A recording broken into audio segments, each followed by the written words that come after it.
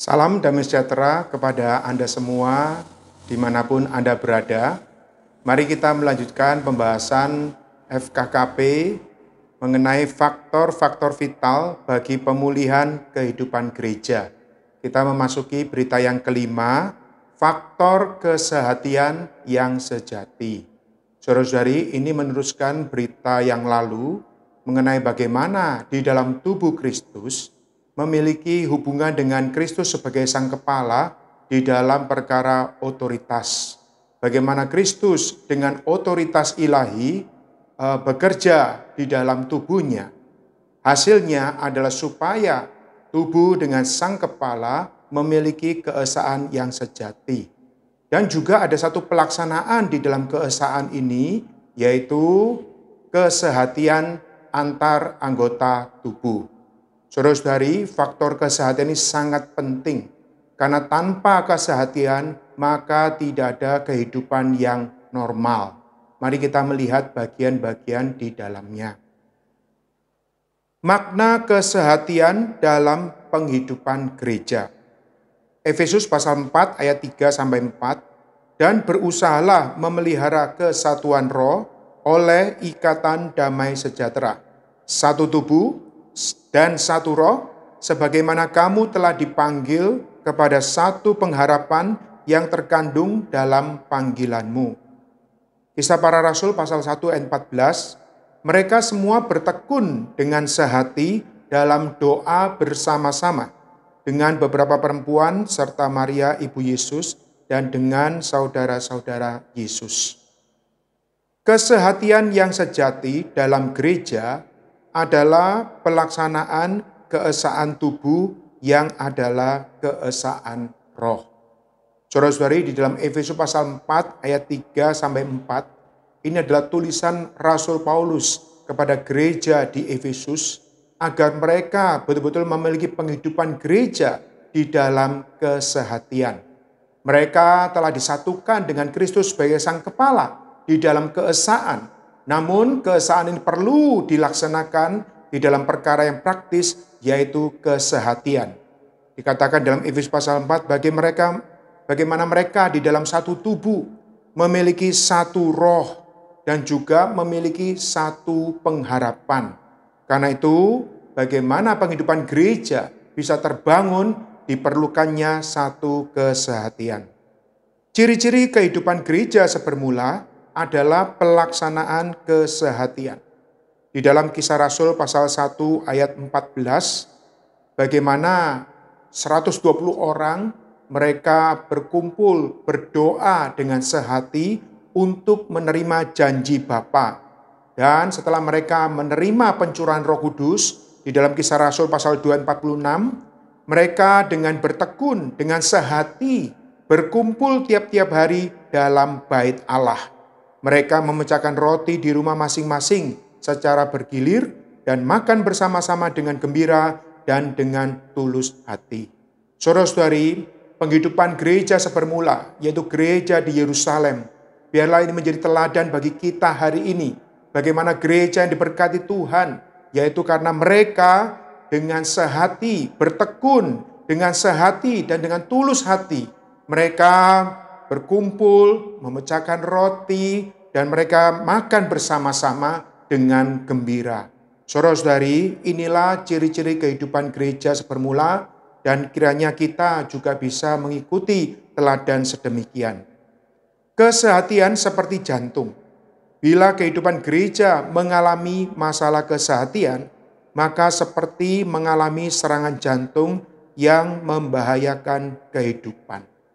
Saudara-saudari, kita tahu di dalam tubuh kita ada satu organ yang vital, yaitu jantung, yang memompa peredaran darah ke seluruh anggota tubuh. Karena itu saudara-saudari, kalau sampai jantung kita ada masalah, maka ini membahayakan kehidupan kita. Demikian juga dalam hidup gereja, betapa pentingnya kesehatan. Di dalam 1 Korintus pasal 1 ayat 10-12, ini adalah bagaimana Rasul Paulus menerima kabar bahwa gereja di Korintus ada satu masalah yang serius, yaitu terjadinya perpecahan. Beberapa di antara mereka saling bergolong-golongan. Ada yang mengatakan, aku golongan Paulus, aku golongan Apolos, aku golongan Kefas. Atau aku golongan Kristus? Di sini Rasul Paulus mengatakan, apakah Kristus terbagi-bagi? Ini menunjukkan gereja di Korintus mengalami ketidaksehatian. Karena itu Rasul Paulus menasihati bagaimana mereka perlu sehati sepikir. Di dalam Galatia pasal 5 ayat 20, ya, dikatakan perbuatan daging itu telah nyata dan salah satunya adalah roh pemecah. Karena itu saudara-saudari, bila terjadi permasalahan di dalam kesehatian, di dalam kehidupan gereja, akibatnya itu bisa menghasilkan satu perpecahan. Itu semua berasal dari daging. Karena itulah kita perlu berdoa supaya Tuhan menjaga kesehatian kita. Di dalam Kisah Para Rasul pasal 1 ayat 14, kata kesehatian di dalam bahasa Yunani, homotumadon.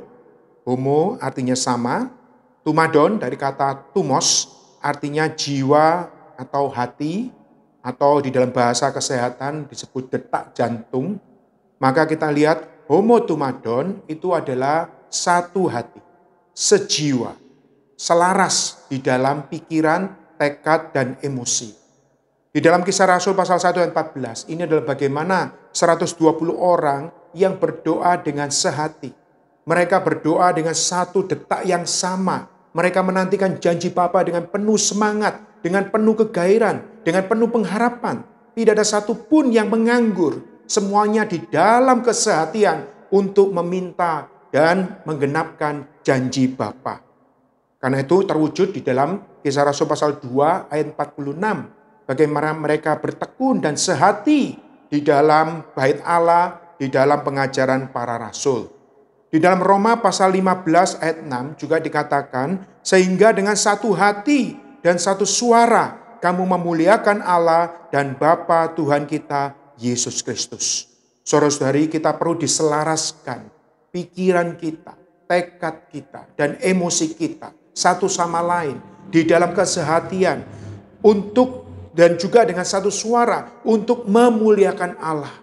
Saudara-saudari, apa yang Allah lihat hari ini adalah bagaimana Anda dan saya, kita semua memiliki kesehatian untuk memuliakan Tuhan. Di dalam Matius pasal 18 ayat 19, kata sepakat di dalam bahasa Yunani, symphonio. Ini adalah artinya harmoni suara musik. Kesehatian membuat Allah bersuka cita dan mengabulkan permohonan kita. Di dalam Matius pasal 18 ayat 19, dan lagi aku berkata kepadamu, jika dua orang daripadamu di dunia ini sepakat meminta apapun juga, permintaan mereka itu akan dikabulkan oleh Bapakku yang di sorga. Di sini Allah melihat bukan bentuk atau apa permintaan mereka, tetapi yang Allah lihat adalah kesepakatan.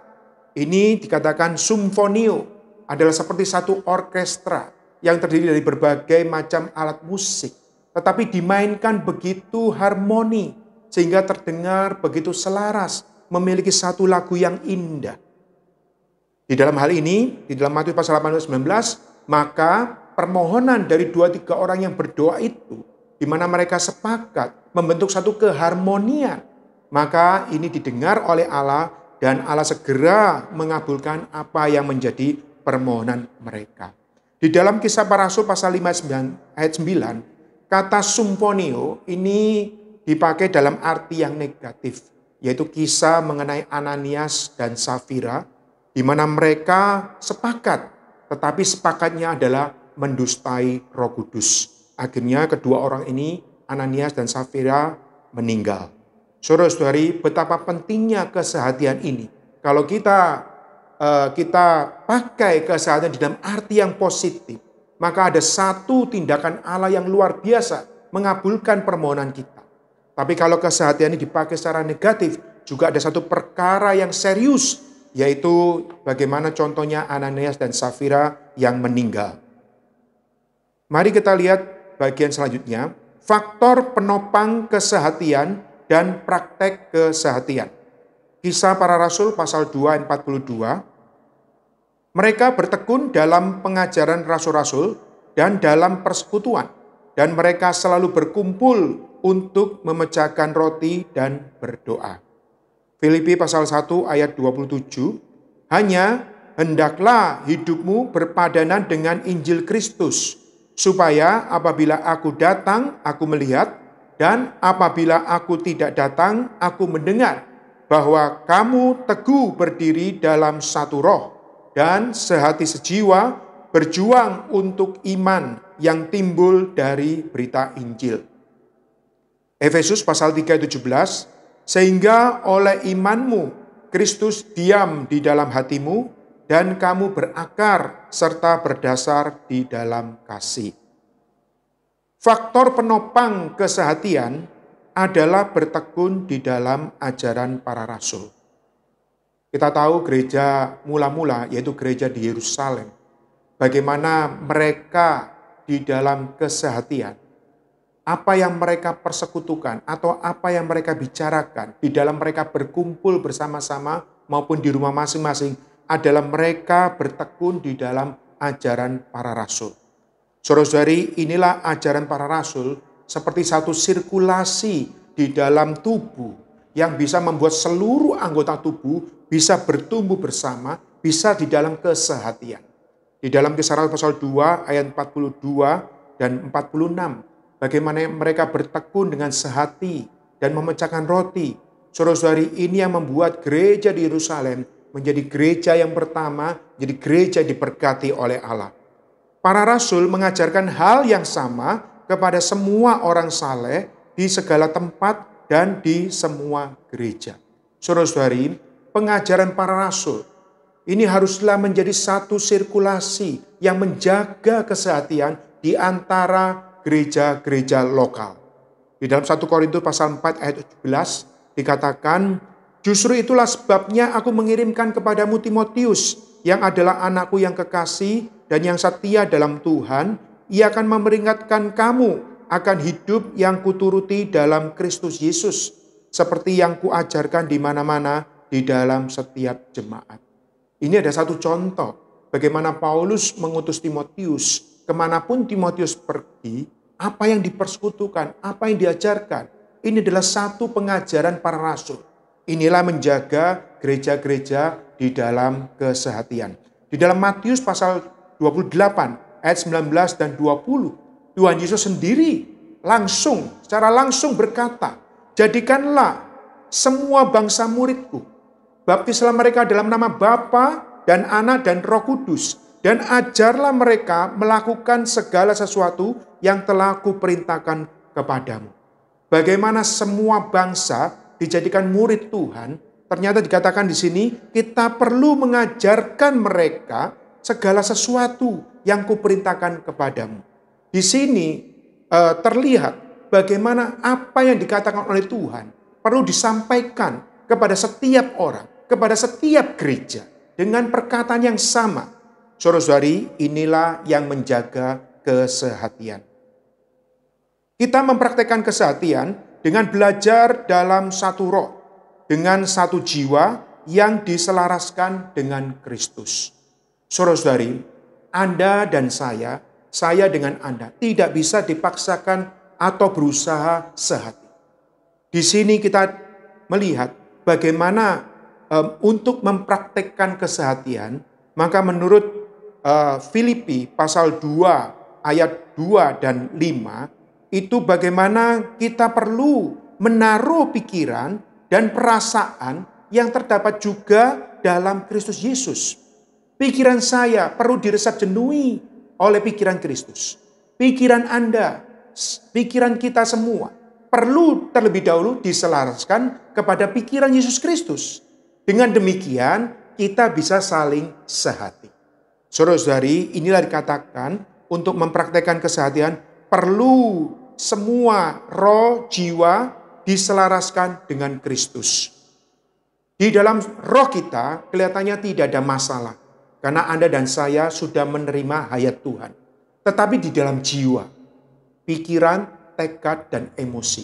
Saudara-saudari, ini kita perlu saling belajar untuk bagaimana kita juga membiarkan Kristus, pikiran, meresap jenuhi pikiran kita, sehingga kita juga bagaimana bisa mempraktekkan kesehatian.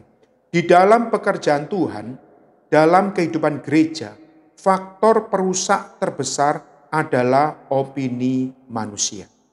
Saudara-saudari, di dalam Roma pasal 12 ayat 2, janganlah kamu menjadi serupa dengan dunia ini, tetapi berubahlah oleh pembaruan budimu. Pembaruan budimu artinya pembaruan pikiran. Di sini katakan janganlah kamu menjadi serupa dengan dunia ini. Ini menunjukkan dunia ini telah kacau balau di dalam pikiran manusia yang fana, di dalam pikiran manusia yang daging, di dalam pikiran ada kepentingan diri sendiri, ada unsur dosa, ya, ada unsur perpecahan, semua hal-hal yang negatif, semua bisa timbul di dalam pikiran manusia yang dosa. Karena itu saudara-saudari, Anda dan saya telah diselamatkan. Maka keselamatan kita dari roh juga perlu kepada jiwa. Yang terutama kita perlu diselamatkan di dalam pikiran kita. Karena itulah kita harus melihat faktor perusak adalah opini manusia. Sungguh kita perlu menengadah kepada Tuhan. Supaya Tuhan meresap jenuhi roh, jiwa, dan tubuh kita. Terutama di dalam jiwa, pikiran kita, opini kita. Supaya diselaraskan, dimatikan, dan juga membiarkan Kristus yang meresap jenuhi kita. Di dalam Filipi pasal 4 ayat 7, damai sejahtera Allah yang melampaui segala akal akan memelihara hati dan pikiranmu dalam Kristus Yesus. Saudara-saudari, kita perlu damai sejahtera Allah di dalam roh kita. Kita perlu damai sejahtera Allah di dalam jiwa kita, di dalam akal, di dalam hati dan pemikiran kita. Supaya kita satu sama lain terjaga di dalam kesehatian. Satu-satunya jalan untuk sehati dengan satu mulut adalah memberikan ruang kepada Kristus untuk mengatur segala sesuatu di dalam kita agar Allah bisa dimuliakan. Di dalam Efesus pasal 3 ayat 17, sehingga oleh imanmu Kristus diam di dalam hatimu, dan kamu berakar serta berdasar di dalam kasih. Kristus berdiam di sini artinya Kristus tinggal atau berumah. Dengan kata lain, Kristus menjadi tuan rumah di dalam hati kita. Saudara-saudari, seringkali kita membuat Kristus hanya sebagai tamu. Dia sebentar saja, seakan-akan dia sebentar saja bersekutu, lalu kita mengerjakan pekerjaan lain, sehingga Kristus tidak ada lagi kesempatan untuk bersekutu dengan kita. Maka Rasul Paulus mengingatkan bagaimana kaum beriman di Efesus perlu lebih banyak memberi ruang, menjadikan Kristus tuan rumah, bukan lagi tamu. Dia perlu menjadi tuan di dalam hati kita. Dia perlu mengatur segala sesuatu, pikiran, tekad, emosi kita. Bagaimana kita penuh dengan damai, bagaimana kita diselaraskan dengan Kristus, bagaimana kita bisa selaras, kesehatian satu sama lain. Ini perlu Kristus yang mengatur dan kita memberikan ruang hak kita kepada Kristus untuk mengatur di dalam segala sesuatu di dalam kita semua.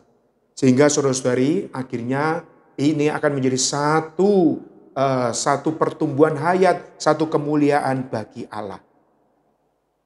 Pentingnya kesehatian di dalam kehidupan gereja. Efesus pasal 1 ayat 3. Terpujilah Allah dan Bapa Tuhan kita Yesus Kristus, yang dalam Kristus telah mengaruniakan kepada kita segala berkat rohani di dalam sorga. Mazmur pasal 133 ayat 1-3, sungguh alangkah baiknya dan indahnya apabila saudara-saudara diam bersama dengan rukun, seperti minyak yang baik di atas kepala meleleh ke janggut, yang meleleh ke janggut Harun dan ke leher jubahnya.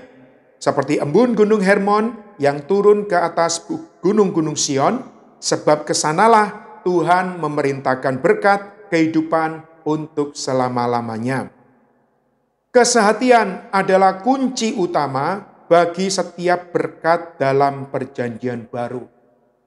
Anda tahu setiap rumah untuk masuk ke dalam rumah perlu sebuah kunci. Kunci ini kecil, tapi begitu kunci ini membuka pintu, maka kita bisa masuk ke dalam rumah tersebut. Saudara-saudari, dikatakan kesehatian ini adalah kunci utama. Begitu kita semua di dalam kesehatian, maka kita membuka, yaitu membuka supaya Allah memberikan berkat-Nya di dalam kehidupan gereja. Di dalam Kisah Para Rasul pasal 4 ayat 31, kita lihat bagaimana saudara-saudari di dalam hidup gereja, mereka sehati berdoa. Ketika mereka sedang berdoa, goyanglah tempat mereka berkumpul itu, dan mereka semua penuh dengan Roh Kudus. Lalu mereka memberitakan firman Allah dengan berani.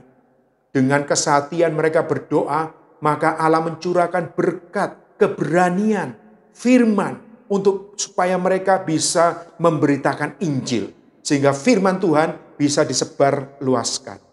Di dalam Kisah Rasul pasal 15 ayat 30 sampai 31, ini juga adalah kesehatian di antara para rasul yang menulis surat, ya, supaya surat ini dibacakan kepada gereja di Antioquia, dan setelah kaum beriman di sana mendengarkan surat yang dibacakan itu, maka jemaat bersukacita karena isinya yang menghibur.